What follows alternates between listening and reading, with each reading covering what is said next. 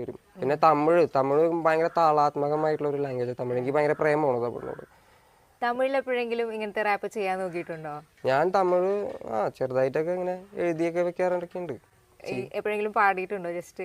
ഇല്ല, ഞാൻ ഇവരുടെ അറിവിൻ്റെ ഒക്കെ പാട്ടുകൾ ഇങ്ങനെ പാടി നടക്കുമെന്നല്ലാതെ എനിക്ക് വളരെ പ്രിയപ്പെട്ട ഒരു റാപ്പറാണ് അറിവ്.